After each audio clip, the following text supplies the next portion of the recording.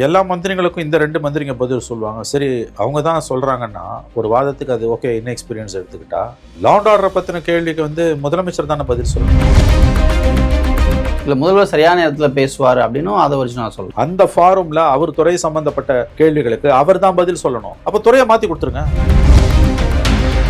சட்டமன்றத்துக்கு வெளியில போய் பயங்கரமா பேசுறாங்க, அடிச்சு பேசுறாங்க, கூஸ்பம்ஸ் வர அளவுக்கு இருக்கு. அதுக்கு தான் லைவா கட் பண்றாங்க.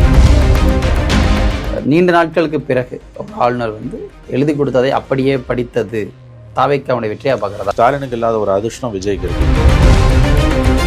எந்த முதலமைச்சருக்கும் இல்லாத ஒரு நெருக்கடியை நான் சந்திக்கிறேன். எந்த முதலமைச்சரும் இத்தகையது ஒரு எதிர்மான நிலை கொண்ட ஒரு ஆளுநரை சந்தித்ததில்லை. அது உண்மை. படிக்காம வெளியேறது 3 தடவை பண்ணார். That was very very bad அந்த பார்ட் ஆஃப் த. அதுக்கு முழுக்க காரணம் அந்த கவர்னரும் மோடி கவர்மெண்ட் தான், ஸ்டாலின் கிடையாது.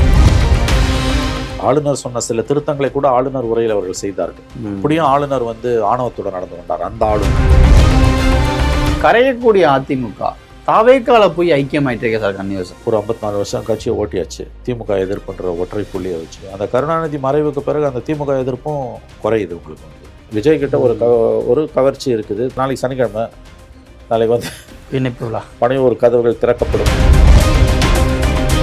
ஆனால் இந்த இணைப்பு விழாக்களில் விஜய் எங்கேயுமே வரமாட்டார். ஒரு தலைமை வந்து இப்படி தன்னை தேடி வர்றவங்களை அங்கீகரிக்காம இருக்குதா? கல்ட்டு ஃபிகராக டெவலப் ஆகிறதுக்கும் லீடராக டெவலப் ஆகிறதுக்கும் வித்தியாசம் இருக்கு. கல்ட்டு ஃபிகர்னா எல்லாரும் ஈஸியாக பார்க்க முடியாது. பார்த்தீங்கன்னா மவுசு போயிடும். தரிசனத்துக்காக காத்து. கம்யூனிஸ்டுகளுக்கும் பதவி ஆசைகள். கம்யூனிஸ்டுகளுக்கும் அது என்ன ஆசைன்னு தெரியல. 70 வயசு ஆகுது, ஏன் இந்த தடுமாற்றம்னு புரியல. வித்தியாசமான ஒரு மாற்றத்துக்கான ஒரு மாற்றே இல்லைங்க. அவரை மாற்றுன்னு யார் சொன்னாங்க? அவர் சொல்லிக்கலாம். அப்படிதானே சார் ஓட்டு முட்டாள்.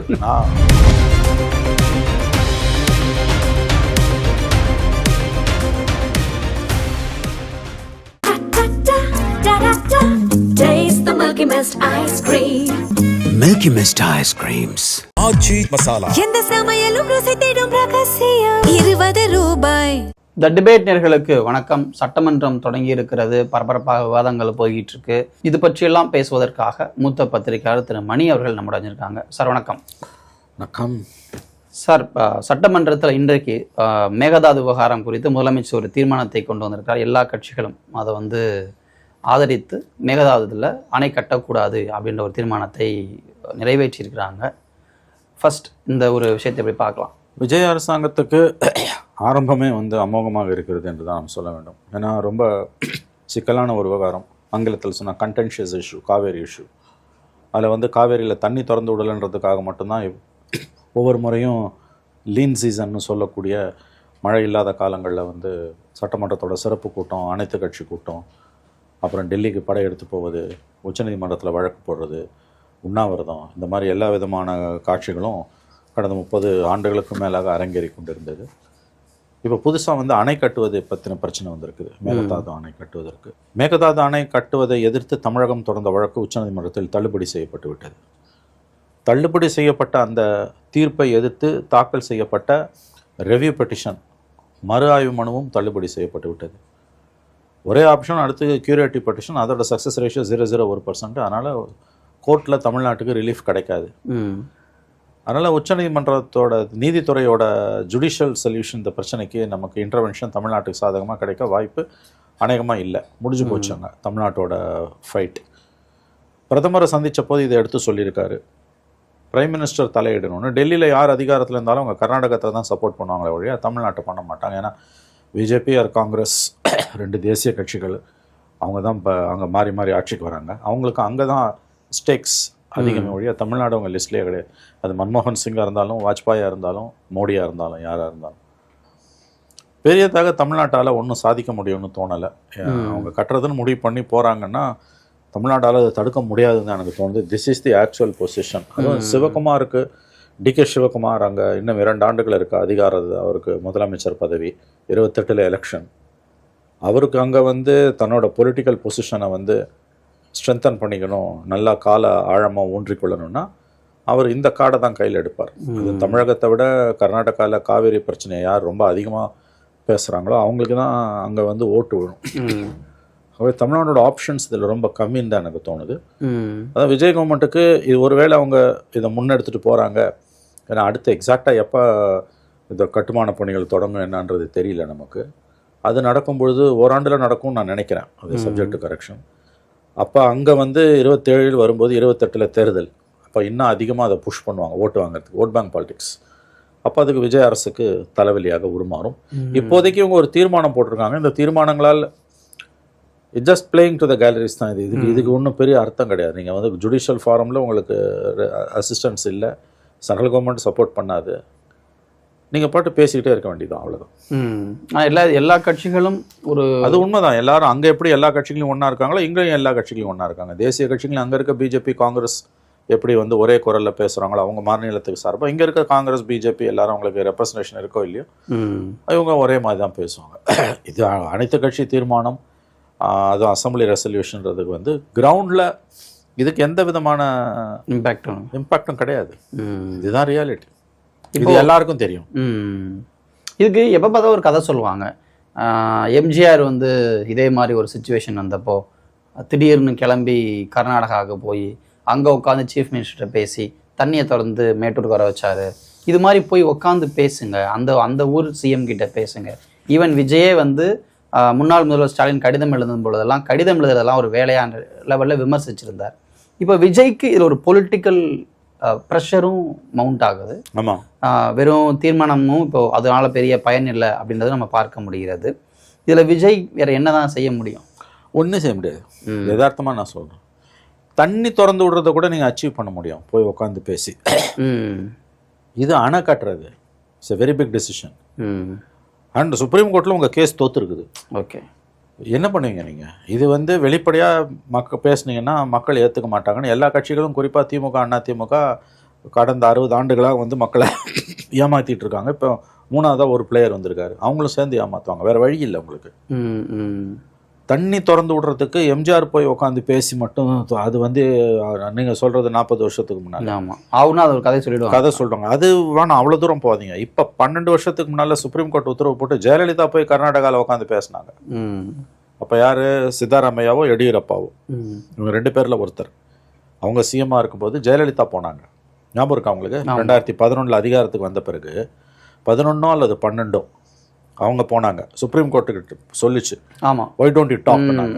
முதல்ல அக்ரெசிவாக ஸ்டாண்ட் எடுத்தப்போ வந்து இல்லை நீங்கள் பேசுங்கன்னு சொன்னப்போ வேறு வழி இல்லாமல் ஜெயலலிதா போனாங்க. போய் பேசிட்டு வந்து என்ன சொன்னாங்க, அவங்க திருந்துற மாதிரி இல்லை, எங்களுக்கு வந்து நீங்கள் தான் உத்தரவு போடணுன்னாங்க. எந்த உத்தரவையும் அவங்க அமல்படுத்தலை. பெரும்பாலான நேரங்களில் வந்து உபரி நீர் தான் தமிழ்நாட்டுக்கு வந்திருக்கே ஒழிய மற்ற நேரங்களில் நமக்கான தண்ணீரை அவங்க திறந்து விட்டதே கிடையாது. மழை பெஞ்சதுன்னா நீங்கள் தப்பிச்சுக்கிட்டீங்க, இல்லைன்னா வந்து உங்களுக்கு சிக்கல் தான். இப்போ பிரச்சனை தண்ணி திறந்து விடுறது கிடையாது. தண்ணி திறந்து விடுறதுன்னா எம்ஜிஆர் போன மாதிரி ஜெயலலிதா போன மாதிரி போய் பேசலாம். இது அணை கட்டுறது. அணை கட்டுறதுன்னும் போது அங்கே சிக்கல் வருது. இப்போ அவங்க என்ன சொல்கிறாங்க, அவங்க பக்கம் இன்னொரு பிரச்சனை உருவாகுது. ஒகேனக்கல் குடிநீர் திட்டத்தை அவங்க எதிர்க்கிறாங்க. நீ மேகதாது எதிர்க்கிறனா ஒகேனக்கல் எதிர்க்கிறான். ஒரு விஷயம் நல்லா புரிஞ்சுக்கோங்க, இந்த மாநிலங்களுக்கு இடையிலான நதிநீர் பிரச்சனையில் பேச்சுவார்த்தை மட்டும்தான் தீர்வு. நீதிமன்ற தீர்ப்புகள் தீர்வு அல்ல. ஏன்னா நீதிமன்ற தீர்ப்புகளை அவங்க அமல்படுத்த மாட்டாங்க. நான் அமல்படுத்த மாட்டேன்னு எஸ்.எம். கிருஷ்ணா கண்டெம்ட் ஃபேஸ் பண்ணார் சுப்ரீம் கோர்ட்டில். உங்களுக்கு ஞாபகம் இருக்கும், கண்டெம்ட் ஓடிச்சு, 5 வருஷமோ 6 வருஷமோ ஓடிச்சு. அப்புறம் ஒரு பிஜேபிக்கு போனார், அப்புறம் செத்தே போயிட்டார் அவர். ஆமாம், அதனால் நதிநீர் பங்கீட்டை பொறுத்த வரைக்கும் ட்ரிபியூனல், அதுக்கு பிறகு ட்ரிபியூனலை சேலஞ்ச் பண்ணி சுப்ரீம் கோர்ட்டு, அப்போ சுப்ரீம் கோர்ட் ஆர்டரை இம்ப்ளிமெண்ட் பண்ணலன்னா கண்டெம்ட்டையும் மீறி பண்ணுறான்னு போது கோர்ட் என்ன பண்ணுது, ஒரு கட்டத்தில் இறங்கி வந்து பேசுங்கன்னு. இது வந்து திறந்து விடுறது சம்மந்தமாக ஸ்லூயிஸ் கேட்ஸ் மதகுகளை திறந்து விடுறதில்ல. இது அந்த பிரச்சனை கிடையாது. இது அணை கட்டுறது. அணை கட்டுறதுன்னு போது அது எப்போ கட்டி முடிப்பாங்க என்னன்னு தெரியல. பட் கட்ட ஆரம்பிச்சிட்டாங்கன்னா சிக்கல் தான் நமக்கு. இன்னொன்று, இதில் கட்ட ஆரம்பிக்கிறதுல சிக்கல்ன்றதை தாண்டி இதில் ஒரு அறிவுபூர்வமான விவாதம், ஒரு உணர்ச்சிகளுக்கு இடம் கொடுக்காத விவாதத்துக்கு ஒரு ஸ்பேஸே இல்லாமல் போச்சு. நான் ஏன் இதை சொல்ல வரேன்னா, 2003 அல்லது 4 காவேரி குடும்பம்னு ஒரு முயற்சி மேற்கொள்ளப்பட்டது. ஞாபகம் இருக்கா உங்களுக்கு? Out of court settlement. நம்ம டாக்டர் ஜனகராஜன் இருக்கார், வாட்டர் ரிசோர்ஸ் எக்ஸ்பர்ட்டு இதில் MIDSல. அவர் தான் வந்து அதோட எக்ஸ்பர்ட். காவேரி குடும்பம்னு ஒரு முயற்சி. ஏதாவது இங்கேருந்து 3 பஸ்ஸில் ஃபார்மர்ஸ் அங்கே கூப்பிட்டு போனாங்க, அங்கேருந்து 3 பஸ்ஸில் ஃபார்மர்ஸ் இங்கே கூப்பிட்டு வந்தாங்க. அந்த செலவுகள் எல்லாம் வந்து கார்ப்பரேட் ஹெல்ப் மூலமாக டாட்டாஸ் ஃபண்ட் பண்ணாங்க. வந்து பார்த்து அங்கேருந்து வந்த விவசாயிகள் இங்கே பார்த்து கண்ணீர் விட்டு அழுதாங்க, இங்கே பொருந்து போன விவசாயிகள் அங்கே கண்ணீர் விட்டு அழுதாங்க. அதாவது இந்த பிரச்சனையை அரசியல்வாதிகள் தலையிட்டு குறுகிய அரசியல் நோக்கத்துக்கு பயன்படுத்துகிறாங்க. அதனால் லெட் த ஃபார்மர்ஸ் டாக் அப்படின்ற ஒரு நல்ல அற்புதமான முயற்சி காவேரி குடும்பம்ன்ற அந்த முயற்சி வந்து ஓரளவுக்கு அப்படி முன்னால் வந்தது. பட் ரெண்டு தரப்புமே அதை விரும்பலை. தமிழ்நாட்டில் ஜெயலலிதா அரசும் விரும்பலை, அங்கே ஐ திங்க் காங்கிரஸ் அரசு நினைக்கிறேன் அவங்களும் விரும்பலை. ரெண்டு பேரும் சேர்ந்து கட்டையை போட்டு கடைசியில் அந்த பேச்சை கொலாப்ஸ் ஆகி போச்சு, மொத்தமாக காலியாக போச்சு. அது வந்து ரொம்ப பெரிய ஒரு இனிஷியேட்டிவ் அது காவேரி குடும்பம்ன்றது. நீங்கள் கூகுள் பண்ணிங்கன்னா கூட வரும். நம்ம அவர் பேர் என்ன, வேலாயுதமோட பிஹெச்டி டாபிக் வந்து காவேரி குடும்பம். ஸோ அது ஒரு நல்ல முயற்சி. ஃபார்மர்ஸ் வந்து ரெண்டு தரப்பையும் பேச வைக்கணுன்றது. இப்போ ஒவ்வொரு கவர்மெண்ட்டுக்கும் இது தலைவலியாக உருவாகுது இல்லையா? இப்போ விஜய்க்கு வந்த உடனே இப்போ கலைஞரோ ஜெயலலிதாவோ ஏடிஎம்கேவோ டிஎம்கேவோ இருந்தாலும் அவங்க வேற மாதிரி டீல் பண்ணுவாங்க. இது ஒரு புது அரசு, இது இவங்களுக்கு தலைவலி தான். இப்போதைக்கு வண்டி ஓடும், ஒன்றும் பிரச்சனை இல்லை. போக போக பார்க்கலாம் அது எப்படி ஷேப்பப் ஆகுது. ஸோ இந்த காவேரி விவகாரத்தை எல்லாரும் ஒரு ஒருமித்த கருத்து கொண்டு அந்த தீர்மானத்தை நிறைவேற்றின அதே சமயத்தில் எதிர்க்கட்சிகள் பேசின விஷயங்களை வந்து நேரலையில் காட்டலை அப்படின்ற ஒரு விவகாரம் பெரிதாக பேசப்பட்டிருக்கிறது. எதிர்க்கட்சிகள் கேட்குற கேள்விகளுக்கு பதில் சொல்லலாம், சம்மந்தப்பட்ட அமைச்சர்கள் பதில் சொல்லலாம் அப்படின்றதையும் தாண்டி நேரலை தான் எங்களுடைய ஜனநாயக முறையை மறுபடியும் கொண்டு வந்திருக்குன்னு அதே தாவேக்காவுடைய அமைச்சர் முந்தைய செஷன் அப்போ சொன்னார். இன்றைக்கு நேரலை கட் செய்யப்பட்டிருக்கிறது. தாவேக்காவும் இந்த விஷயத்தில் எதிர்க்கட்சிகளுடைய அந்த குரல் வலையை நசுக்கிற இடத்துல ஆளுங்கட்சியாக செயல்படுறதுன்னு புரிஞ்சுக்கலாமா? நம்ம கூட்டத்தோட முதல் நாள் இதுலேயே நீங்கள் வந்து நீங்கள் பேசுனதுக்கு மாற நீங்கள் பேசுகிறீங்க, அவங்களாவது கொஞ்சம் கொஞ்சம் காமிப்பாங்க, மொத்தமாக கட் பண்ணிட்டீங்க. அவங்களாம் அவங்களுக்கு பேசுகிறத காட்டுறதுக்கு விஷுவல்ஸ் இருந்தது, ஸ்டஃப் இருந்தது. நீங்கள் பேசவே பயப்படுறீங்க, அனுபவம் இல்லை. அனுபவம் இல்லைன்றதுக்காக பயப்படக்கூடாது. நீங்கள் வந்து பேச பேச தான் அது பழக்கம். அது சைக்கிள் ஓட்ட கற்றுக்கிறீங்கன்னா 4 தடவை விழுந்தால் தான் கற்றுப்பீங்க. விழுந்துருவோம்னு பயந்தா சைக்கிள் ஓட்ட முடியாது. நீச்சல் தெரியலன்னா உட்காந்துருந்தா கரையிலே உட்காந்துருக்க வேண்டியதான். உள்ளே விழுந்து தட்டு தடுமாறி அப்படியே அடித்து மூச்சு திணறினாலும் முன்ன பின்ன காலை கையை வச்சுட்டு தான் மேலே வர முடியும். லைவை கட் பண்ணுறீங்கன்னா திமுக கவர்மெண்ட்டில் லைவை வந்து கட் பண்ண மாட்டாங்க, கேமராவை மட்டும்தான் திருப்பாங்க. எதிர்கட்சி பேசும்போது ஸ்டாலினை காமிப்பாங்க, எடப்பாடி பேசும்போது ஸ்டாலின் பேசும்போது ஃபுல்லாக காமிப்பாங்க. லைவை கட் பண்ணதுன்றது எனக்கு தெரிஞ்சு இல்லை, அங்கே அவ்வளோ சீக்கிரமாக பண்ணது கிடையாது. தவறான ஒரு முன்னுதாரணத்தை ஏற்படுத்துகிறார்கள். இதுதான் யார் மாறினாலும் ஏடிஎம்கேவோ டிஎம்கேவோ தாவேக்காவோ ஒரே காட்சி தான், ஒன்றும் மாற்றம் இல்லை. அது சச்ச குரூஷியல் இஷ்யூ இல்லை. எதுக்காக நீங்கள் கட் பண்ணுறீங்க? இப்போ வேறு ஏதோ நாளைக்கு பிரச்சனை, ஏதோ சிக்கல், அரசாங்கத்தால் பதில் சொல்ல முடியல, எதிர்கட்சிகள் ஸ்கோர் பண்ணிவிடுவாங்கன்னு கட் பண்ணால் பரவாயில்ல. மேகதாதுல பெருசாக விஜய் மேலே குறை சொல்கிறதுக்கு எதிர்கட்சிகள்கிட்ட எதுவுமே இல்லை. இப்போ தான் ஒரு பதவிக்கு வந்து 40 நாள் கூட நம்ம இன்றைக்கி தான் 39வது நாள். ரெண்டாவது இது எல்லாரும் ஏற்றுக்கிற ஒருமித்த தீர்மானம். இது ஏன் கட் பண்ணுறீங்க? ஆகவே தவறான முன்னுதாரணத்தை இவர்கள் ஏற்படுத்துகிறார்கள். அதான் யார் வந்தாலும் ஆட்சிகள் மாறலாம், காட்சிகள் மாறாது என்பதற்கு மற்றும் ஒரு உதாரணமாகத்தான் இது இருக்கிறது. மக்கள் இந்த லைவை பார்த்துட்டா என்ன சார் நடக்கும்? ஏன் இவ்வளோ இன்செக்யூரிட்டி எல்லா கவர்மெண்ட்ஸ்க்குமே வருது? ஏங்க இவங்களே சொன்னாங்க, முந்திலாம் டிவி சீரியல் பார்த்தாங்க, இப்போ தொலைக்காட்சி மக்கள் நேரலையை பார்க்குறாங்கன்னு இவங்க தான் பேசினாங்க. நியூஸ் பார்க்குறாங்க, எல்லாம் நியூஸ் பார்க்குறாங்கன்னு பேசினது யார்? தாவேக்கா ஆட்கள் தான் பேசினாங்க. இந்த பயம் டோட்டலி அன்வான்ட். எடப்பாடிக்கு பயம் அன்வான்ட், ஸ்டாலினுக்கு பயம் அன்வான்ட், விஜய்க்கு பயம் அன்வான்ட். மக்கள் ஒன்றும் அதில் வந்து பாயிண்ட்ஸை ஸ்கோர் பண்ண போகிறோம். இப்போ சிவசங்கர் கேட்குற கேள்விக்கு, திமுக சிவசங்கர் கேட்குற கேள்விக்கு பதில் சொல்ல முடியல இப்போ இருக்க போக்குவரத்துறை அமைச்சரால்னா ஒன்றும் குடிமொழிக்கிடாது. அடுத்த செஷனில் கற்றுக்க போகிறாரு. அவங்க திமுக ஈகோ சிஸ்டம் அதை பெருசுப்படுத்தி ஊதி பெருசாக்குவாங்க, நக்கல் பண்ணுவாங்க, இழிவுபடுத்துவாங்க, நையாண்டி பண்ணுவாங்க. பண்ணிட்டு போட்டோம். அதெல்லாம் மீறி தான் நீங்கள் ஜெயிச்சு வந்திருக்கீங்க. எம்ஜிஆரை பண்ணாத இழிவா, ஜெயலலிதாவை பண்ணாத அசிங்கமா? அவங்க உயிரோட இருந்த வரைக்கும் உங்களால் வந்து கிட்டே வர முடியல அதிகாரத்தின் பக்கத்துலேயே. வந்தாலும் வந்துட்டு போனீங்க. அப்போ மக்கள் ஆதரவு உங்களுக்கு இருக்குது. எதுக்காக பயப்படுறீங்க? அவங்க எம்ஜிஆரோட அமைச்சர்களோ ஜெயலலிதா அமைச்சர்களோ ஆரம்ப காலத்தில் அவங்களும் இப்படி தான் இழிவுபடுத்தப்பட்டார்கள், கற்றுக்கிட்டாங்க. அதனால் இது பார்த்து நீங்கள் போய் வந்து லைவ் எல்லாம் கட் பண்ணுறதுன்றது வந்து இது சரியான அணுகுமுறை அல்ல. பட் சார், நார்மலி வந்து சட்டசபையில் எதிர்கட்சிகளை விட ஆளும் கட்சிக்கு தான் செக்ரட்டரிஸ் இருப்பாங்க, உதவுகளுக்கு நிறைய பேர் இருப்பாங்க. ஒரு கேள்வி கேட்டால் கூட உடனே பதில் சொல்வதற்கான அந்த வாய்ப்புகள் கம்பேரேட்டிவ்லி எதிர்கட்சியோட ஆளுங்கட்சிக்கு ரொம்ப ஈஸியாகவே இருக்கும். ஏன்னா டக்குன்னு ஒரு குறிப்பெடுத்து வந்து கொடுத்துட முடியும், சம்மந்தப்பட்டவங்க ஒர்க் பண்ணிட்டே இருப்பாங்க யூஸ்வலி. ஸோ இதெல்லாம் தாண்டி இவ்வளோ இன்செக்யூரிட்டி அவசியமா யாருக்கா இருந்தாலும்? அவசியம் இல்லை, ஆனால் அது இன்செக்யூர்டாக தான் அவங்க இருக்காங்க. பிரச்சனை என்ன, இப்போ யார் அனுபவசாலி அங்கே? செங்கோட்டையனை தவிர யாருக்கு அனுபவம் இருக்குது?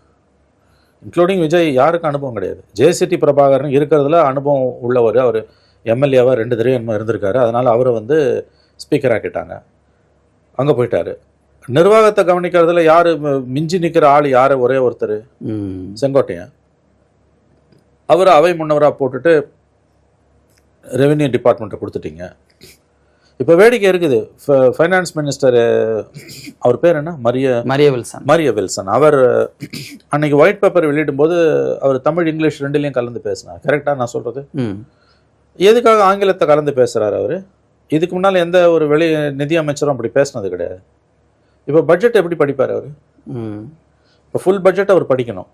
பட்ஜெட்டை படித்த பிறகு பட்ஜெட் மேலே வந்து உறுப்பினர்கள் பதில் சொல்லுவாங்க. அஃப்கோர்ஸ் பட்ஜெட் மேலே விவாதம் என்பது எல்லா டிபார்ட்மெண்ட்டுக்கான விவாதம். ஆனால் நிதித்துறை சம்பந்தமாக வந்து பதிலை வந்து ஒரு நிதியமைச்சர் சொல்லணும். சப்ளிமெண்டரிஸ் வரும், துணை மானிய கோரிக்கைகள் வரும். இதிலெல்லாம் அவரோட லாங்குவேஜ் அவருக்கு ஒரு இஷ்யூவாக வருது இல்லையா? அப்போ என்ன, நீங்கள் புத்தாக்க பயிற்சி கொடுத்ததுன்றது பத்தாதுங்க. ஏன் வந்து நீங்கள் வந்து இப்படி விலகி போறீங்க? இன்னைக்கு கேள்வி பதில் செஷன் இருந்தது. இந்த தீர்மானம் முடிஞ்சதற்கு பிறகு அதிமுக கேள்வி பதில் கொஸ்டின் இருந்தது 2500 பத்தி கேட்குறாங்க. அப்புறமா வந்து பட்ஜெட் பத்தியும் சில விஷயங்கள் வருது. உறுப்பினர்கள் வந்து லைவ் கட் பண்ண விஷயம் பத்தி கூட சில பேர் கொஸ்டின்ஸ் ரைஸ் பண்ண ட்ரை பண்றாங்க. ஸோ ஆனால் அதில் இன்னொரு விஷயம் என்னன்னா சார், இந்த உறுப்பினர்கள் அதிமுக திமுக மற்றவர்கள் எல்லாரும் கேட்ட கேள்விகளுக்கு அமைச்சர் ஆதவ் அர்ஜுனாவும் அமைச்சர் ராஜ்மோகன் மட்டும்தான் பதில் சொல்லியிருக்காங்க. இன்க்ளூடிங் சட்டம் ஒழுங்கு பற்றியும் கேள்விகள் கேட்கப்பட்டிருக்கு. எல்லாத்துக்கும் அவங்க மட்டும்தான் பதில் சொல்கிறாங்க. அதில் சம்மந்தப்பட்ட இன்னும் சில அமைச்சர்கள் விஜயலட்சுமி உள்ளிட்ட ஜெகதீஸ்வரி உள்ளிட்ட அவங்க டிபார்ட்மெண்ட்ஸ்லாம் கூட சில கேள்விகள் வந்திருக்கிறது.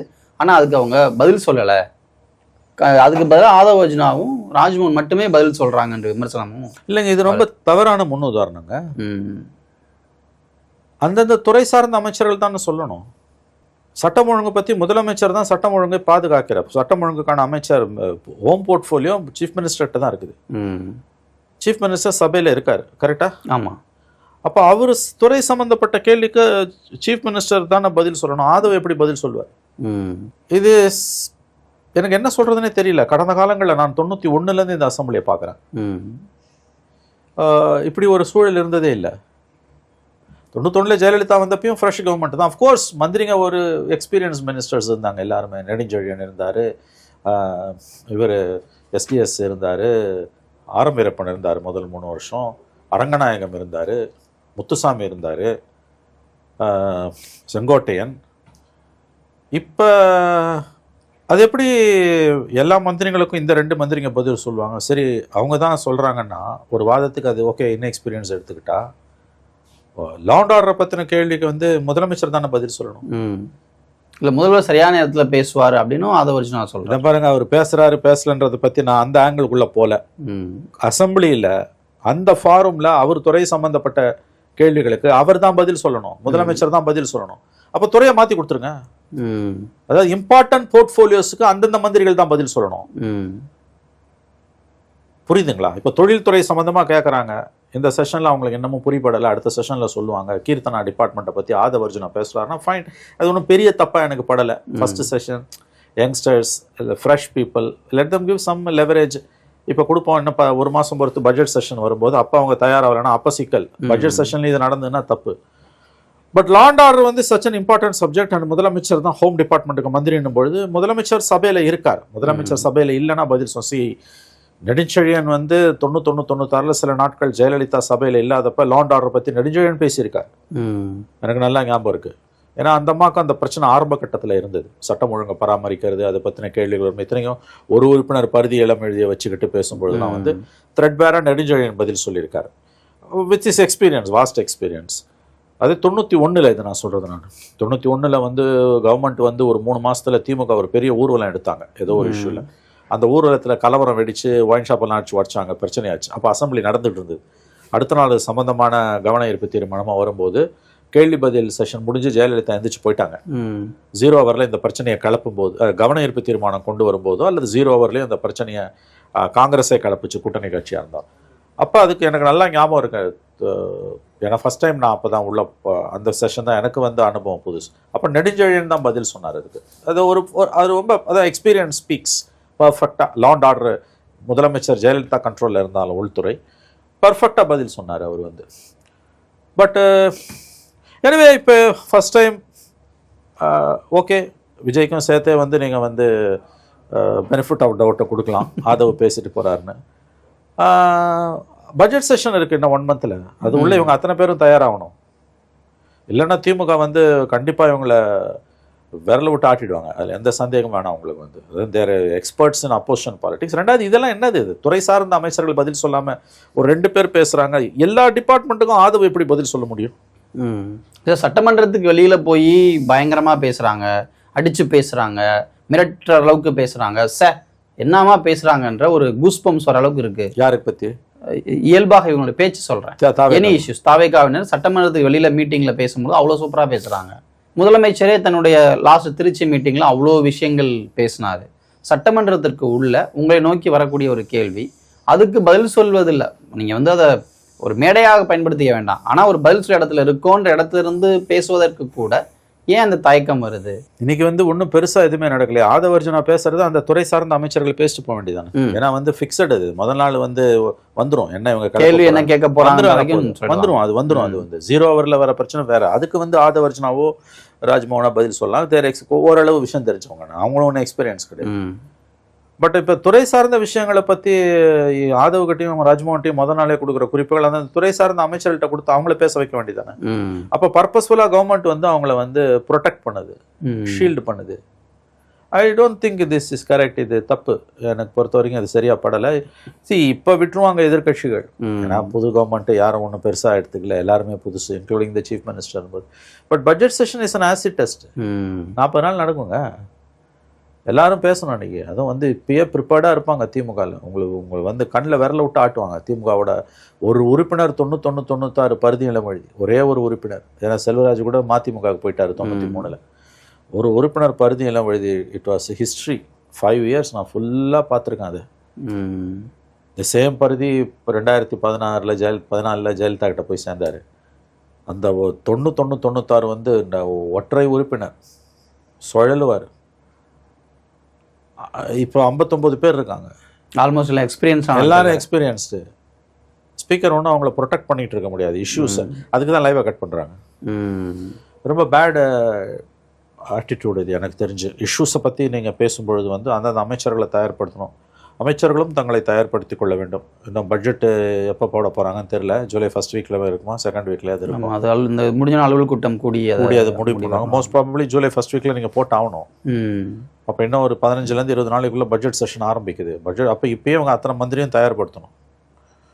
ஆதவ் ராஜ்மோகன்லாம் பேசுகிறதெல்லாம் வேலைக்கு ஆகாது. அது எப்படி அவங்க பேசுவாங்க? எல்லா டிபார்ட்மெண்ட்டுக்கும் ஒரு 2 மந்திரி பேச முடியாது. சரிங்களா? இப்போ ஆளுநர் முதல் முறையாக அந்த உரையை முழுசாக படிச்சிருக்காரு. ஆளுநரோட இணக்கமாக செல்வது எங்களுக்கு தெரியும் அப்படின்னு சபாநாயகரும் பேசியிருக்காரு. நீண்ட நாட்களுக்கு பிறகு ஒரு ஆளுநர் வந்து ஏறக்குறைய நம்ம 5 வருஷங்களும் வச்சுக்கலாம், எழுதி கொடுத்ததை அப்படியே படித்தது தாவேக்கு அவனுடைய வெற்றியாக பார்க்குறதா? கண்டிப்பாக வெற்றி தான். நீங்கள் என்ன தான் சொன்னீங்கன்னாலும் ஸ்டாலினுக்கு இல்லாத ஒரு அதிர்ஷ்டம் விஜய்க்கு இருக்குது. ஸ்டாலின் பல விஷயங்களில் ஒரு அதிர்ஷ்டசாலியான முதலமைச்சராக இருந்தாலும் ஆளுநருடன் ஆன உறவில் வந்து அவருக்கு is an unfortunate chief minister. அவருக்கு அந்த அதிர்ஷ்டம் இல்லை. அதோட வலிய வேதனையை அவர் அனுபவிச்சார். ஏன்னா எந்த அவரே ஒரு இடத்துல சொன்னார், மோர் தென் ஒன் பிளேஸ் அவர் சொல்லியிருக்காரு, பதிவு பண்ணியிருக்காரு. எந்த முதலமைச்சருக்கும் இல்லாத ஒரு நெருக்கடியை நான் சந்திக்கிறேன். எந்த முதலமைச்சரும் இத்தகையது ஒரு எதிர்மான நிலை கொண்ட ஒரு ஆளுநரை சந்தித்ததில்லை. அது உண்மை. ஒவ்வொரு இஷ்யூலையும் கட்டையை கொடுத்தாங்க. அவங்களோட அனுபவம், திமுகவோட அனுபவம், திமுக அமைச்சர்களோட அனுபவம், ஆஸ் அ பார்ட்டி டிஎம்கேவோட எக்ஸ்பீரியன்ஸ், ஆஃபீஸர்ஸோட கைடன்ஸ், அதன் மூலமாக அவரால் அதை வெற்றி கொள்ள முடிஞ்சது. உச்சநீதிமன்றத்துக்கு போய் பல வரலாற்று சிறப்புமிக்க தீர்ப்புகள் எல்லாம் அவர் வாங்கிட்டு வந்தார். பட் என்னதான் இருந்தாலும் அது வந்து ஒரு துன்பியல் நாடகம். கவர்னர் அட்ரஸ் அப்போ வரதும் படிக்காமல் வெளியேறதும் 3 தடவை பண்ணார். That was very very bad on the part of the அதுக்கு முழுக்க காரணம் அந்த கவர்னரும் மோடி கவர்மெண்ட் தான், ஸ்டாலின் கிடையாது. 100% ஸ்டாலின் வாஸ் கரெக்ட். இன்னும் சொல்லப்போனால் எனக்கு நன்றாக நினைவு இருக்கிறது, ஆளுநர் சொன்ன சில திருத்தங்களை கூட ஆளுநர் உரையில் அவர்கள் செய்தார்கள். இப்படியும் ஆளுநர் வந்து ஆணவத்துடன் நடந்து கொண்டார் அந்த ஆளுநர். அந்த விதத்தில் ஸ்டாலினுக்கு ஒரு அதிர்ஷ்டம் இல்லாமல் தான் இருந்தது. நீங்கள் என்ன தான் வந்து மாநில சுய ஆட்சியெல்லாம் பேசினாலும் ஒரு கவர்னர் வராரு, அவர் மரியாதையாக கூட்டிட்டு போய் உள்ளே உட்கார வைக்கும்போது அவர் அதில் எழுதி கொடுத்ததை மட்டும்தான் படிக்கணும், தாண்டியும் படிக்கக்கூடாது, படிக்க வேண்டியதை தவிர்க்க முடியாது. ஆனால் அவர் ரெண்டையும் செஞ்சார். அப்புறம் அவரே வாக் அவுட் பண்ணி போனார். ஆனால் டெக்ஸ்டில் இருக்கிறது மட்டும் தான் பதிவாகணும். ஸ்பீக்கர் 3 வருஷமும் ஆர்டர் போட்டார், ரூலிங் வந்தது உங்களுக்கு. ஆமாம், அந்த இது வந்து எந்த சீஃப் மினிஸ்டருக்குமே அது ஒரு it was a black mark. அது வந்து ஒரு வலியும் வேதனையும் கொடுக்கக்கூடியது. அதை மீறி தான் அவரால் ஆட்சி செய்ய முடிஞ்சது. அவர் எவ்வளோ செஞ்சார், நான் மறுக்கல. ஸ்டாலின் கவர்மெண்ட்டோட சாதனைகள் வந்து பேசப்படத்தக்கவை தான், நல்லதும் கெட்டதும் கலந்த கவர்மெண்ட் தான் அது வந்து. அந்த விதத்தில் விஜய்க்கு வந்து இன்றைக்கி ஒரு லக்கு இருக்குது, அவங்க இந்த கவர்னரோட இணக்கமாக போகிறாங்க. இது அடிப்படையில் பிஜேபி கவர்மெண்ட், மோடி கவர்மெண்ட் விஜயை டிஸ்டர்ப் பண்ண வேணாம் இப்போதைக்கு. ஏன்னா தமிழ்நாட்டில் என்னமோ நடந்துக்கிட்டு இருக்குது, அது என்னன்னே புரியல. ஓகே, ஏன்னா எக்ஸிஸ்டிங்காக இருந்த 2 பொலிட்டிக்கல் பார்ட்டிஸை மக்கள் தூக்கி அடிச்சுட்டு 35% புது பிளேயர் கொடுத்துருக்காங்க. ஆர்கனைசேஷன் ஸ்ட்ரக்சர் இல்லாத ஒரு பார்ட்டிக்கு இந்தியாவிலேயே வரலாறு காணாத ஒரு சம்பவம் இது. மோடியிலேருந்து ஸ்டாலின், பினராயி விஜயன், சந்திரபாபு நாயுடு, மம்தா உட்பட எல்லாருமே ஒரு 40 கட்சியை சேர்த்துக்கிட்டு தான் எலெக்ஷனில் நிற்கிறாங்க. 30% 40% ஓட்டு வாங்குறாங்க. சிங்கிள் ஹேண்டடாக 35% ஓட்டுன்றது, அதுவும் தமிழ்நாடு மாதிரி ஒரு போலரைஸ்டு ஸ்டேட்டில் கற்பனை கூட பண்ண முடியாத ஒரு அச்சீவ்மெண்ட். பிடிக்குதோ பிடிக்கலையோ, இட்ஸ் அ டெக்டானிக் ஷிஃப்ட்னுவாங்க, கீழே நகர்ந்துருக்குது. ஒரு nothing short of a revolution. பிடிக்குதோ பிடிக்கலையோ, இது விளங்காத அதெல்லாம் வேறு subject. What has happened is something remarkable and miraculous thing has happened. வேறு அதிசயம் நடந்திருக்குது. அப்போ மோடி கவர்மெண்ட் வெயிட் பண்ணுது. அவங்களுக்கு பிரதான எதிரி காங்கிரஸை தோளில் சுமந்த திமுக. ஸோ இப்போ ஏடிஎம்கே கரைஞ்சு விஜய் பக்கம் போகுது, திமுக கரையுது, திமுக கூட்டணி கட்சிகள்லாம் இந்த பக்கம் வராங்கன்னும் போது சம்திங் இஸ் ஹேப்பனிங். ஆனால் அது என்னன்றது யாருக்கும் புரிப்படலை, இன்க்ளூடிங் மோடி கவர்மெண்ட். அதனால அவங்க வந்து இப்போதைக்கு அவரை டிஸ்டர்ப் பண்ண வேணாம், விஜயை டிஸ்டர்ப் பண்ண வேணாம்ன்ற நினைக்கிறாங்க. அதனால தான் நான் இதை வந்து இந்த கவர்னர் வந்து மத்திய அரசுக்கு எதிரான வாசகங்களை கூட படித்ததுன்றதெல்லாம் வந்து வேறு வழி இல்லை, இப்போதைக்கு டிஸ்டர்ப் பண்ண வேணாம் நினைக்கிறாங்க. இவங்களை பொறுத்த வரைக்கும் காங்கிரஸ் கிட்ட வந்து ஒரு டிஸ்டன்ஸை மெயின்டைன் பண்ணிக்கிறோம், எங்களுக்கு நம்பர்ஸ் இல்லாதனால காங்கிரஸை உள்ளே சேர்த்துக்கிட்டோமே ஒழிய நேஷனல் பாலிடிக்ஸில் தனக்கு பெரிய ஆம்பிஷன்ஸ் இருக்கிற மாதிரி விஜய் எதுவுமே காண்பித்து கொள்ளவில்லை. வந்த எம்பி சீட்டை வந்து தூக்கி காங்கிரஸ் கொடுத்தது கூட ஒரு டாக்டிக்கல் மூவ். உங்களுக்கு எம்பி ஒருத்தர் இருந்தாருன்னா அவர் பார்லிமெண்ட்ல ஸ்டாண்ட் எடுக்கணும், பேசியே ஆகணும், நிலைப்பாடு எடுக்கணும். அந்த அவசியமே இப்போ இல்லை. ஒரு ரீஜனல் பார்ட்டியாகவே ஃபங்க்ஷன் ஆகிறதுல இருக்க சுகம் வேற. அதனால இப்போதைக்கு கவர்னர் அட்ரஸ்ன்றது அவங்களுக்கு ஒரு இட்ஸ் ஆக்சுவலி வந்து கிஃப்ட். அவங்களுக்கு பீஸ்ஃபுல்லாக போச்சு. வத்திய மாதிரி விஷயம் அதெல்லாம் ஒன்றுமே ஆகலை. உங்களுக்கு தமிழ் தாய் வாழ்த்த பாடியாச்சு, நேஷனல் ஆந்தத்தை 2 தடவை பாடியாச்சு, முடிஞ்சு போச்சு கதை, அவ்வளோதான். ஸோ மோதல் இல்லாத போக்கு, நிர்வாக ரீதியாக மத்திய அரசுடன் மோதல் இல்லாத போக்குன்னு அவர் விஜய் சொன்னதை பிஜேபி கவர்மெண்ட் அப்படியே ஏற்றுக்குது. ஏன்னா அவர் அவங்களுக்கு த்ரெட்டு கிடையாது, இப்போதைக்கு எம்பிஸும் கிடையாது, அவர் இந்தியா கூட்டணியில் போய் சேரவும் இல்லை. அதனால் அவங்க இப்போதைக்கு அவரை டிஸ்டர்ப் பண்ண மாட்டாங்க. இவரும் இப்போதைக்கு 28 வரைக்கும் எனக்கு தெரிஞ்சு இந்த run up to Lok Sabha election 29 ஜனவரி வரைக்கும் பிஜேபிக்கு எதிராக எதுவும் பேச மாட்டார், செய்ய மாட்டார், ஸ்டாண்டே எடுக்க மாட்டாங்க. எம்பிஸும் எங்களுக்கு கிடையாது. In a way is a gifted person, blessed person. ஏன்னா ஆல்ரெடியும் பிஜேபி எதுவும் எதுவுமே பேசாமலே அவங்க என்ன பண்ணாங்க, கொள்கை எதிரி பிஜேபின்னு சொன்னதுக்கு பிறகு அவங்க செஞ்ச ஒரே ஒரு காரியம், அந்த வக்ஃப் பில்லு வந்தப்ப சுப்ரீம் கோர்ட்ல ஒரு பெட்டிஷன் போட்டாங்க. எல்லாரும் போட்ட மாதிரி கும்பி அடிச்சாங்க. இவங்களும் சேர்ந்துக்கணும் அபிஷேக் மனு சிங்கை கொண்டு போய் ஒரு நாள் முன்னால் நிறுத்தினாங்க. அது ஒன்றை தவிர அவங்க மோடி கவர்மெண்ட்டுக்கு எதிராக, பிஜேபி கவர்மெண்ட்டுக்கு எதிராக எவ்வளோ இஷ்யூஸ் நடக்குது. பல இஷ்யூஸ்லாம் அவங்களுக்கு ஸ்டாண்டே இல்லை மனோஜ். அதாவது நான் அடிக்கடி சொல்கிறது தான், அதாவது எ political party with least politics. இது ரொம்ப பெக்யூலியரான சுச்சுவேஷன். இப்போ ஒரு தொலைக்காட்சி விவாதங்களில் கூட அவங்க வர மறுக்கிறாங்க. அவங்க இல்லாமல் அவங்கள பற்றி நம்ம பேசுகிறோம். இவ்வளவு நாளாக தாவேக்கா இல்லாமல் தாவேக்காவை பற்றி பேசுனது வேற. ஆளும் கட்சியாக மாறின பிறகு தாவேக்கா அரசாங்கத்தோட செயல்பாடுகளை பற்றி பேசும்போது தாவேக்கா ரெப்ரசன்டேட்டிவே இல்லாமல் தான் நம்ம பேசுகிறோம். இது வந்து ஒரு அன்யூஷுவல் சுச்சுவேஷன்.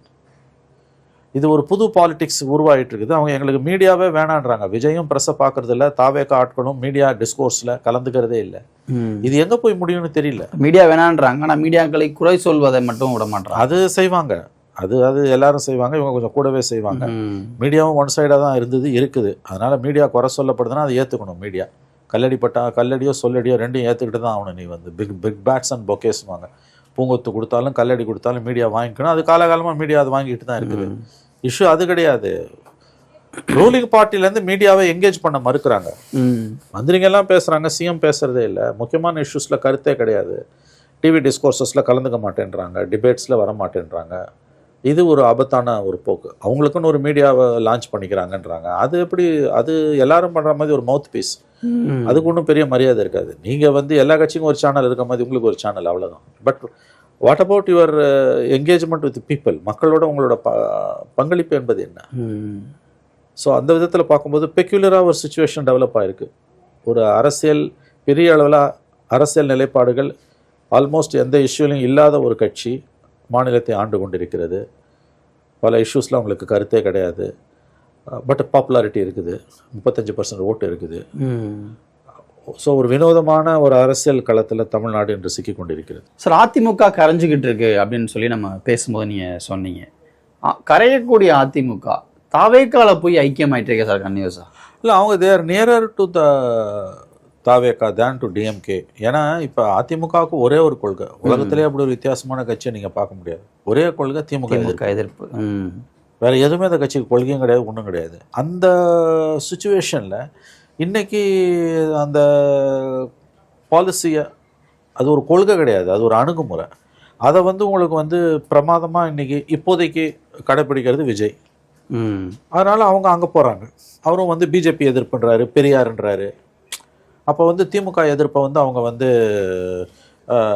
யார் சக்ஸஸ்ஃபுல்லாக இம்ப்ளிமெண்ட் பண்ணுறாங்களோ அங்கே போகிறாங்க. வேறு எங்கே போவாங்க அவங்க? ஏன்னா இனிமேல் இது சக்ஸஸ் ஆகாது, இது பவருக்கு வராதுன்னு அவங்க உறுதியாக நம்ப ஆரம்பிச்சிட்டாங்க. ஓகே, யூசி நீங்கள் தோல்விகள் வரலாம், தோல்வி மனப்பான்மை வரக்கூடாது லைஃப்பில். இண்டிவிஜுவல்ஸ்க்காகட்டும், இன்ஸ்டிடியூஷன்ஸ், ஆர்கனைசேஷன்ஸுக்கு தோல்விகள் வரலாம், தோல்வி மனப்பான்மை வரக்கூடாது. இப்போ வந்தது தோல்வி மனப்பான்மை. ஜெயலலிதா செத்து 10 வருஷம் ஆக போகுது. கிட்டத்தட்ட இந்த டிசம்பர் வந்தால் 10 வருஷம். 10 வருஷத்தில் 2 assembly, 2 parliament wash out, local bodies wash out, இடைத்தேர்தல்கள் சொல்லவே தேவையில்லை. இருந்தும் அத்தனை பேரும் வெளியில் போயாச்சு.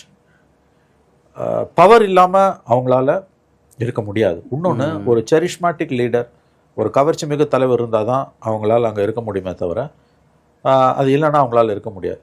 என்கிட்ட ஒரு அதிமுக ஒரு எம்பி சமீபத்தில் நான் அவரை சந்திச்சப்போ அவர் சொன்னார், செங்கோட்டையனை பற்றி பேச்சு வரும்போது, அவர் என்ன சார் விஜய் பக்கம் போயிட்டாரு, அது எப்பயுமே அவர் இப்படி தான் சார் செய்வார். ஜெயலலிதா வந்து ஒரு கட்டத்தில் அரசியலை விட்டு விலகிறேன்னு சொன்னப்போ சரோஜி தேவி அவர்களை கொண்டு போய் எப்படியாவது அதிமுகவில் தலைவர் ஆக்கணும்னு அவர் முயற்சி பண்ணார் செங்கோட்டையனை. இதுதான் வந்து, ஆனால் அந்த அணுகுமுறை தானே அங்கே ஜெயிக்குதுன்னு. அதுக்கு என்கிட்ட பதில் இல்லைன்ட்டார் அவர். அவ்வளோ தூரம் பேசினவர், அதுக்கு பதில் இல்லைன்ட்டார். இது எல்லாருக்குமே தெரிஞ்ச விஷயம். இன்றைக்கி விஜய்ன்றது வந்து அந்த ஒரு சினிமா கவர்ச்சி இருக்கவங்க வழி நடத்தினப்போ தான் அந்த கட்சி விளங்கி இருக்குது. இப்போ 54 வருஷத்தில் 15 வருஷம் எம்ஜிஆர், 72லேருந்து 87, 5 வருஷம் எதிர்கட்சி, 10 வருஷம் பவர், 15 வருஷம் அவர் ரன் பண்ணார். 87லேருந்து 2016, 29 வருஷம் யார்? ஜெயலலிதா. 29ம் 15ம் 19, 44 வருஷம் ஆகுது. மிச்சம் 10 வருஷம் யார்? சசிகலா ஜெயிலுக்கு போயாச்சு, போயிட்டு வந்தோடனே கொலாப்ஸு. ஓபிஎஸ், இபிஎஸ் 2 பேருமே வந்து சக்ஸஸ்ஃபுல்லாக பண்ண முடியல. ஓபிஎஸ்ஸை வெளியில் போட்டோன்னா ஒரு குறுங்குழுவாக இன்றைக்கி அது சுருங்கி போச்சு. நீ டெலிவரி பண்ண முடியல. அப்புறம் இன்னொரு விஷயம், நம்ம பல தடவை பேசினதான், 100 தடவை பேசியிருப்போம், 100கணக்கான தடவை. பவர் இல்லைன்னா அந்த கட்சியை காப்பாற்ற முடியாது. That's what happening. அவங்க வரலாறுலேயே 5 வருஷத்துக்கு மேலே பவர் இல்லாமல் இருந்ததில்லை. It happened in such a way. 72ல் கட்சி ஆரம்பிச்சு எம்ஜிஆர் 5 வருஷத்தில் பவரை பிடிச்சார். அதுக்கப்புறம் நீங்கள் போய் ஒரு நேச்சுரலாக வந்தது 5 இயர்ஸ்க்கு ஒரு தடவை பவர் வந்துக்கிட்டே இருக்கும். இந்த தடவை போயிடுச்சு. 5 வருஷம் போன பிறகு 2வது 5 வருஷம் கற்பனை கூட பண்ண முடியாது. இனிமேல் அது விளங்காதுன்றது அவங்களுக்கு தெரிஞ்சு போச்சு. இந்த 1 கோடி ஓட்டு 1.25 கோடி ஓட்டுறதெல்லாம் நீங்களே சமாதானம் சொல்லிக்கலாம். வின்னபிலிட்டியை பற்றி பேசுங்க. இந்த கருணாநிதி வந்து தோத்தா சதவீத கணக்கு பேசுவார், ஜெயிச்சா சீட்டு கணக்கு பேசுவார். அந்த கதை தான் இது. ஆகவே அதிமுக கரைவது கண்கூடாக தெரிகிறது. விஜய் கிட்ட போய் ஐக்கியமாகும். விஜயால் அந்த பாலிடிக்ஸ் அடுத்து அவர் எப்படி கொண்டு போவார்? லோக்கல் பாடி எலெக்ஷனில் ஜெயிக்கிறது இவங்கெல்லாம் அவருக்கு வேணும். இன்றைக்கி அனுபவம் இல்லாத அசம்பிளியில் பார்க்குறோம்ல, கட்டது ஒரு நல்லது மாதிரி அதிமுகலேருந்து ஒரு 9 மந்திரியோ 10 மந்திரியோ இன்றைக்கி விஜய் கவர்மெண்ட்டில் இருந்தாங்கன்னா இன்றைக்கி அந்த துறை சார்ந்த அமைச்சர்கள் தான் பதில் சொல்லியிருப்பாங்க. எல்லாத்துக்கும் ராஜ்மோகனும் ஆதவும் பதில் சொல்ல வேண்டிய அவசியமே கிடையாது.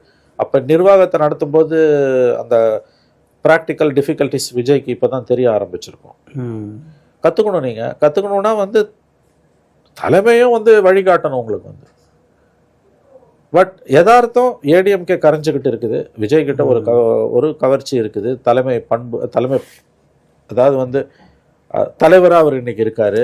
சனிக்கிழமை நாளைக்கு சனிக்கிழமை நாளைக்கு வந்து இணைப்பு விழா பணியூர் கதவுகள் திறக்கப்படும். யார் யார் போய் சேர்றாங்கன்றது நாளைக்கு பார்ப்போம். ஏடிஎம்கேலேருந்து நிறைய பேர் போகிறது வந்து உள்ளாட்சி தேர்தல் மனசில் வச்சும் போகிறாங்க.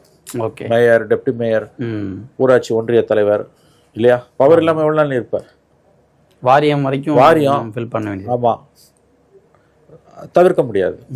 இனெவிட்டபிள் கான்சிக்வன்ஸ் தான் அதை பார்க்கணும். ஆனால் இந்த இணைப்பு விழாக்களில் விஜய் எங்கேயுமே வரமாட்டார். அது முக்கியமாக நிறைய பேர் கம்பேரிட்டிவ்லி பார்த்தோன்னா ஓரளவுக்கு அந்த பகுதியில் செல்வாக்கு நிறைய உள்ளவங்க தான் அதிமுகலேருந்து போகிறாங்க. இந்த இணைப்பு விழாக்கள் எல்லாமே புசி ஆனந்த், ஆதவ் அர்ஜுனா, நிர்மல்குமார் இப்படி அமைச்சர்களாக உள்ளவங்க தான் அதை பண்ணுறாங்க. ஒரு தலைமை வந்து இப்படி தன்னை தேடி வர்றவங்களை அங்கீகரிக்காம இருக்குதா, இல்லை டெவலப் ஆகுதுன்னு தான் தோணுது. இப்போ கல்ட்டு ஃபிகராக டெவலப் ஆகிறதுக்கும் லீடராக டெவலப் ஆகிறதுக்கும் வித்தியாசம் இருக்குல்ல. கல்ட்டு ஃபிகர்னா எல்லாரும் ஈஸியாக பார்க்க முடியாது. பார்த்தீங்கன்னா மவுசு போயிடும். தரிசனத்துக்காக காத்திருக்கணும். எல்லாரும் பார்த்துருக்க முடியாது, பார்த்துடக்கூடாது. ஈஸிலி அவைலபிளாக இருக்கக்கூடியதை வந்து பெருசாக அதுக்கு ஒன்றும் மதிப்பு இருக்காது, சோகால்டு மதிப்பு.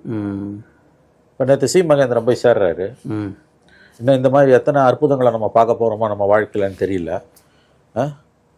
கம்யூனிஸ்டுகளுக்கும் பதவி ஆசை, கம்யூனிஸ்டுகளுக்கும் அது என்ன ஆசைன்னு தெரியல.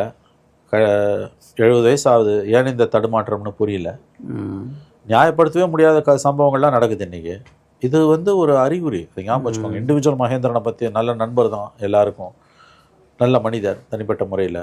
பட் சில ஏன் இப்படி வந்து 70+ இருக்கும் அவருக்கு. ஏன் 1971 கட்சியில் இருக்காருன்றாங்க. ஏர்லி 70s ஆர் 75, 76 இயர்ஸ் இருக்கும் அவருக்கு. எதுக்காக போகிறாரு? மற்றவங்க போகிறதுக்கும் அவங்க போகிறதுக்கும் வித்தியாசம் இருக்குல்ல. அப்போ இது வந்து த மெலைசிஸ் டீப்புன்னுவாங்க. இது வந்து வியாதி ரொம்ப ஆழமாக ஊறி போயிருக்கு. எக்ஸிஸ்டிங் செட்டப் மேலே மக்கள் நம்பிக்கை இழந்துட்டாங்க கம்ப்ளீட்டாக. இப்போ நீங்கள் தானே நம்ம போன வாரம் பேசும்போது சொன்னீங்க, மீடியாவை பார்க்கறத பற்றி, விஜய் பார்க்காததை பற்றி நம்ம தான் புலம்புறமே வழியோ மக்கள்கிட்ட அது எந்த விதமான சலனமும் இல்லை. இன்ஃபேக்ட் பார்க்கக்கூடாதுன்னு சொல்கிறவங்க இருக்காங்க. அப்போ அதை நீங்கள் ஒரு பாயிண்ட் என்கிட்ட சொன்னீங்க, அதாவது வந்து மீடியாஸ் அண்ட் இன்ஸ்டிடியூஷன் வந்து மக்கள் நம்பிக்கை இழந்துட்டாங்கன்னு நம்ம தனிப்பட்ட முறையில் பேசும்போது நீங்கள் என்கிட்ட நம்ம கான்வர்சேஷனில் பேசும்போது நீங்கள் சொன்னீங்க. நீங்கள் அது 100% உண்மை மனோஜ். மீடியாஸ் அண்ட் இன்ஸ்டிடியூஷன் மக்கள் நம்பிக்கை எழுந்துட்டாங்க. இட் வாஸ் யுவர் ஸ்டேட்மெண்ட்டும் நீங்கள் சொன்னது அதுதான் உண்மை இன்னைக்கு. அப்போ எல்லா இன்ஸ்டிடியூஷனும் கொலாப்ஸ் ஆகிட்டு இருக்குது. Media collapse, existing political parties collapse. இந்த விக்டரி நம்ம ரொம்ப டீப்பாக டீகோட் பண்ண வேண்டிய ஒரு விக்டரி. இது விஜயோட விக்டரி. பிடிக்கலன்றதெல்லாம் விட்டுருங்க. காய்தல் உறுத்தல் இல்லாமல், எந்த விதமான பக்கசார்புகளும் இல்லாமல் ரொம்ப நிதானமாக நம்முடைய நம்முடைய விருப்பு வெறுப்புகளை ஒதுக்கி வச்சுட்டு நீங்கள் வந்து ரொம்ப ரொம்ப ரொம்ப ரொம்ப டீப்பாக அனலைஸ் பண்ண வேண்டிய விஷயம் விஜயோட விக்டரி. எந்த பொலிட்டிக்கல் பார்ட்டியுமே 35% தனியாக வாங்கினதே இல்லைங்க. தட்டு தமிழ்நாடு மாதிரி உள்ள சச்ச போலரைஸ்டு ஸ்டேட்டில் உங்களுக்கு அடிச்சு துவம்சம் பண்ணி தூக்கி போட்டிருக்காங்களே. சீட் கன்வெர்டபிலிட்டியில் வந்துன்னா அது 130 சீட்டுக்கு மேலே போயிருக்கணும். 130% வாங்கி எம்ஜிஆர் 130 சீட் வாங்கினார். 35 வாங்கி ஒரு 107 சீட் கன்வர்ஷன் ஆகல. Sir remarkable achievement. அதாவது வந்து அமேசிங். நீங்கள் வந்து அப்படியே திகைச்சு போய் உட்கார வேண்டிய ஒரு சாதனை இது. பிடிக்குதோ பிடிக்கலையோ, நல்லதா கெட்டதா தாங்குமா, அதெல்லாம் வேற. அப்போ இந்த இடத்துல தான் உங்களுக்கு வந்து ஏடிஎம்கே கரையுது. நீங்கள் ரொம்பலாம் கஷ்டப்படாதீங்க. பிரசாந்த் கிஷோர் 2-3 ஆண்டுகளுக்கு முன்னால் சொன்னார் இல்லை தமிழ், 2 ஆண்டுகளுக்கு முன்னால் சொன்னது. ஏன்னா 24 தானே அவர் கட்சி ஆரம்பித்தார். 2.25 வருஷம் தான் ஆகுது. 2 திராவிட கட்சிகளில் ஒன்று கரையும்னாரு. அது நடக்குது இப்போ. ஆனால் ஏடிஎம்கே வந்து நம்ம நினச்சதை விட ரொம்ப வேகமாக கொலாப்ஸ் ஆகிட்டு இருக்குது. கேடர்ஸ் எல்லாம் அப்படியே கொத்து கொத்தா போகிறாங்க வெளியில். எம்எல்ஏங்களை வேணால் எடப்பாடி இழுத்து பிடிக்கலாம். தட்ஸ் பிகாஸ் ஆஃப் ஆன்டி டிஃபெக்ஷன்லாம். கேடர் போகிறது என்ன பண்ண முடியும்? நாளைக்கு எம்எல்ஏவை கூட ரிசைன் பண்ணலாங்க. இந்த இடைத்தேர்தல்களில் ஒரு வேளை 6 சீட்டில் ஒரு 4 சீட்டோ 5 சீட்டோ ஜெயிச்சிட்டாங்கன்னா ஏடிஎம்கேலேருந்து மச்மோர் இன்னும் கொஞ்சம் பேர் வெளில வருவாங்க. ஏடிஎம்கே கரைந்து கொண்டிருக்கிறதுன்றது தான் உண்மை. கொள்கை கோட்பாடு எதுவுமே இல்லாமல் ஒரு 54 வருஷம் கட்சியை ஓட்டியாச்சு. திமுக எதிர்ப்புன்ற ஒற்றை புள்ளியை வச்சு அந்த கருணாநிதி மறைவுக்கு பிறகு அந்த திமுக எதிர்ப்பும் குறையுது. உங்களுக்கு வந்து ஜெயலலிதா மறைவு, கருணாநிதி மறைவு, பவர் இல்லைன்னா எல்லாமே ஆட்டம் காணும். ஆனால் விஜய் அதை அப்ரிஷியேட் பண்ணுறது எப்படி சார் சரியா ஒரு வித்தியாசமான ஒரு மாற்றத்துக்கான ஒரு மாற்றே இல்லைங்க. அவரை மாற்றுன்னு யார் சொன்னாங்க? அவர் சொல்லிக்கலாம். ம் நீங்க ஏன் நம்புனீங்க அதை? He was never an alternative. அப்படி நினைச்சீங்கன்னா அது மன்னிக்கணும், நீங்க அப்படிதானே சார் முட்டாள். நான் ஓட்டு போட்டவங்கள நான் மாற்று நினைச்சலாம் ஓட்டு போட்டாங்களா எனக்கு தெரியலங்க. நான் பேசி பார்த்த வரைக்கும் 2 பேரும் வேணாம், இவரு நம்பலன்னா என்ன பரவாயில்ல, எழுந்துட்டு போட்டா 2 பேரும் கொள்ளையடிச்சாங்க, புதுசா ஒருத்தர் வந்து கொள்ளையடிக்கலுமே ஓப்பனா சொன்னவங்க நிறைய பேர்.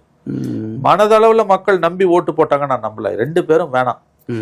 இது வந்து ஏடிஎம்கேவோட தோல்வி. அதாவது வழக்கமா திமுகவை பிடிக்கல 5 வருஷம், கருணாநிதியை பிடிக்கலன்னா ஜெயலலிதா குதிரி போடும். ஜெயலலிதா பிடிக்கலன்னா கருணாநிதி குத்திடுவாங்க. போன எலெக்ஷன்ல குத்தலைன்னா கூட இந்த எலெக்ஷன்ல குத்திடுவாங்க. இந்த தடவை ஸ்டாலின் பிடிக்கலன்னா எடப்பாடிக்கு குத்தணும்னு தோணல. ஏன்னா அவர் லீடர்ஷிப் மெட்டீரியலா இல்ல. அன்பார்ச்சுனேட்லி அவர் லீடர்ஷிப் மெட்டீரியலா இல்ல. Squarely blame rests on ADMK. இது ஏடிஎம்கேக்கு வந்திருக்க வேண்டிய ஓட்டு. அன்னைக்கு somebody was telling, அதாவது ஏடிஎம்கே ஓட்டை விஜய் உடைக்கிறாருன்னு நினச்சிட்டு இருந்தான். தப்பு. விஜய் ஓட்டை தான் ஏடிஎம்கே உடைச்சிருக்காங்க, கம்மியாக உடைச்சிருக்காங்களே. இதெல்லாம் அதுவும் விஜய்க்கு போக வேண்டிய ஓட்டு தானே. அப்போ கொத்தா அவங்களுக்கு போய்கிட்டே இருக்காங்க. இப்போ லோக்கல் பாடி வரும்போது அங்கே போயிட்டா பதவி கிடைக்கும்னு போகிறாங்க. அது 8 மாதன்றது 10 மாதம் கூட தள்ளி போகலாம் லோக்கல் பாடி. அதுக்குள்ளே என்ன டெவலப்மெண்ட்ஸ் இருக்க போகுதுன்னு நமக்கு தெரியல. ஏன்னா ரொம்ப அன்யூஷுவல் சுச்சுவேஷனில் தமிழ்நாடு இன்றைக்கி இருக்குது. Political party with least politics. விஜயால் இன்னும் வரும் நாட்களில் சிக்கல்கள் அதிகமாகும்போது அவரோட ஃபங்க்ஷனிங் எப்படி இருக்க போகுதுன்னு நமக்கு தெரியல. ஏன்னா வந்து தனி மெஜாரிட்டியும் இல்லை. இந்த மாதிரியான சுச்சுவேஷனில் வந்து ஸ்டெபிலிட்டி ஆஃப் த கவர்மெண்ட் வந்து ஃபைன் கவுக்கணும்னு அவசியம் இல்லை. அன்ஃபோர்ஸ்ட் டெவலப்மெண்ட்ஸ் வந்ததுன்னா things will take its own course, it will take its own ட்ரெஜெக்டரின்வாங்க. ஏன்னா ரொம்ப நேஸ்டி நம்பரில் மாட்டிக்கிட்டாங்க அவங்க. 107ன்றது ரொம்ப ரொம்ப நேஸ்டி நம்பர். 10 சீட்டு குறைஞ்சிருந்ததுன்னா எதிர்கட்சியாக உட்காந்துருக்கலாம், 10 சீட்டு கூட இருந்ததுன்னா ஆளுங்கட்சியாக கம்ஃபர்டபுளாக இருந்திருக்கலாம். இப்போ அது வந்து உங்களுக்கு வந்து it's a very delicate number. கவுக்கணும்னு அவசியம் இல்லை. ஹாட் பொலிட்டிக்கல் டெவலப்மெண்ட்ஸ் இருக்கும்போது லீடர்ஷிப் வந்து மெச்சூர்டாக இல்லை, எக்ஸ்பீரியன்ஸ்டாக இல்லைன்னா things may spiral out of control. அதுக்கு வாய்ப்பு குறைவு, நான் ஒத்துக்கிறேன். ஏன்னா வந்து டெல்லியிலேயே வந்து அவங்க இவரை டிஸ்டர்ப் பண்ண விரும்பலை. இப்போதைக்கு ஓடும்.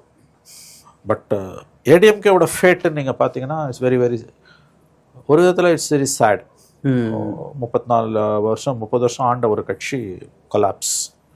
அதான் கொஞ்சமாவது கொள்கை கோட்பாடு இருக்கணும். தனி மனித கவர்ச்சியில் மட்டுமே ஆண்ட வாழ்ந்த ஒரு கட்சி அது இல்லைன்னும் போது என்ன நடக்குமோ அது இன்னைக்கு நடக்குது, அவ்வளோதான். ஆனால் அதுக்கிடையில தான் மிதுன் வந்து அரசியலுக்கு வராரு. இல்லை அது எனக்கு என்னமோ வந்து அதுக்கு வாய்ப்பு குறைவு. வாய்ப்பு மறுத்திருக்காரு. பட் இல்லை வாய்ப்பு குறைவுன்னா வருவார். நான் ஒன்றும் வரமாட்டார்னு சொல்லலை. வருவார் வரமாட்டாருன்றலாம் எந்த விதமான யூகத்தையும் நம்ம சொல்ல முடியும். வரலன்னு சொன்னவங்களே வந்துட்டாங்க. வரலன்னு சொன்னவங்களே வந்துட்டாங்க. வந்தாங்கன்னா ஏடிஎம்கேவோட சரிவு வந்து எக்ஸ்பெடைட் ஆகும். ஏடிஎம்கேவோட சரிவு வந்து இன்னும் மோசமாக போகும். வரல அப்படின்னா அப்பயும் சரிவு தான், அது வேறு மாதிரியான சரிவாக இருக்கும். It's not at all a matter. Mithun வரதும் வராததும் ஏடிஎம்கேவோட ஃபார்ச்சூன்ஸில் ஒன்றும் பெரிய பாதிப்பை ஏற்படுத்தும் தோணலை. வந்தார்னா ஏதாவது வந்து சரிவு கீழே போகிறதுன்றது வந்து இந்த டவுன் டர்ன் ட்ரெஜெக்டரி வந்து will get expedited. Very nasty things. ஏடிஎம்கேவோட ஒரே ஒரு பலம் வந்து குடும்ப அரசியல் இல்லைன்றது. யார் லேண்ட் ஆஃப் ஆப்பர்ச்சுனிட்டிஸ் ஜெயலலிதா சொல்லுவாங்க. தெருவோரத்தில் சாலை ஓரத்தில் பழ வியாபாரியை எம்எல்ஏ ஆக்கி மந்திரி ஆக்குவாங்க. அவங்க அம்மாவை பார்க்க போகிறேன் என்னை எம்எல்ஏ ஆக்கிட்டாங்கன்னு அந்த மாதிரி ஆளுங்களாம் இருக்காங்க. சீட்டு கேட்டு போகும்போது தரிசனம் சீட்டு கேட்டு போகும்போது பெட்டிஷன் கொடுக்க போவாங்க. ஒருத்தர் போயிருக்காரு, பெட்டிஷன் கொடுத்துட்டு என்ன பெட்டிஷனில் ஒன்றுமே இல்லைன்றிருக்கேன். உங்களை பார்க்கணுன்னு தான் ஆசை எனக்கு. 20 வருஷமாக நான் வந்து பார்க்கணுன்னு ஆசைப்படுவேன். ஒரு தடவை பார்த்துட்டேன், எனக்கு இது போதும், இப்படி உட்காருங்கன்னு இருக்காங்க. செங்கோட்டையனை கூப்பிட்ட டீட்டெயில்ஸ் வாங்குறேன், அடுத்த தொகுதியில் எம்எல்ஏ ஆகுதான்டா. அந்த மாதிரியான இதெல்லாம் நடந்திருக்கு. இது வினோதங்கள். இதை சிலாகிச்சு பேசுறது அபத்தம் என்னை பொறுத்த வரைக்கும். அப்போ கொள்கை கோட்பாடு கட்சிக்காக ஒர்க் பண்ணா இதெல்லாம் எதுவுமே இல்லை. இன்னைக்கு அந்த தனி மனித ஆளுமை இருக்க வரைக்கும் அந்த வண்டி ஓடிச்சு. ஜெயலலிதாவும் எம்ஜிஆரும் பேர் அதிசயங்கள், சந்தேகமே கிடையாது. திரும்ப திரும்ப அந்த மாதிரி ஜெயிச்சாங்க. நீதிமன்றங்களால் தண்டிக்கப்பட்ட பிறகும் ஜெயிச்சாங்க.